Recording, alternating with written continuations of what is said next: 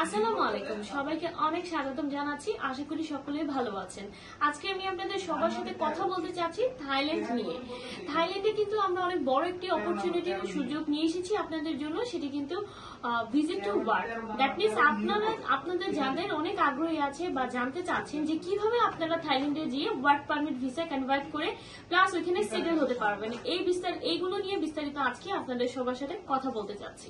আপনাদেরকে ছোট্ট করে একটি ইনফরমেশন দিতে চাচ্ছি। এখানে কিন্তু আমরা আপনাদেরকে দিব visit to work. That means প্রথমে আপনাদের ভিজিট ভিসাটা হবে, সেটি আমরা করে দিব। দেন ওখানে যাওয়ার পর আপনার সেই ভিসাটি কনভার্ট হয়ে ওয়ার্ক পারমিটে চলে যাচ্ছে।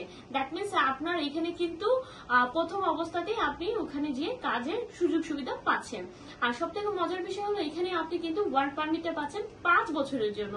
তার মানে এটাই যে আপনি ওইখানে যে সব ধরনেরই কাজ করেন না কেন, আপনার কিন্তু ওয়ার্ক পারমিটের মেয়াদ আপনার ভিসার মেয়াদটা থাকবে 5 বছর।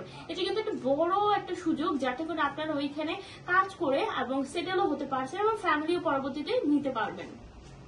সো এখন আমি বলে দিব আপনাদের কি কি কাগজপত্র প্রয়োজন হতে পারে এটাতে আবেদন করার জন্য। আপনাদের জাস্ট লাগবে পাসপোর্ট লাগবে, ছবি লাগবে আর ন্যাশনাল আইডি কার্ড লাগবে।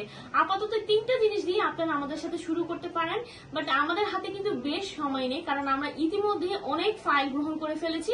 আর কয়েকটা দিন হয়তো আমরা এই ফাইলগুলো নিব আপনাদের কাছ থেকে, তারপর কিন্তু আমরা আর এই সুযোগটা দিতে পারবো না।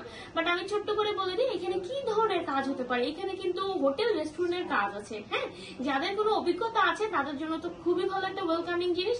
আর যাদের কোনো অভিজ্ঞতা নেই সেক্ষেত্রে কোনো অসুবিধা নেই, তার অভিজ্ঞতা ছাড়াও কিন্তু তারা লোক নিচ্ছে। আরো বিস্তারিত তথ্য জানার জন্য আমি বলবো দেরি না করে আজই যোগাযোগ করুন আমাদের সাথে, এবং নিচের ডেসক্রিপশন বক্সে আমাদের নাম্বারগুলো দেওয়া আছে, সেক্ষেত্রে আপনি আমাদের নাম্বারগুলোতে ফোন করে কথাও বলতে পারছেন। ধন্যবাদ।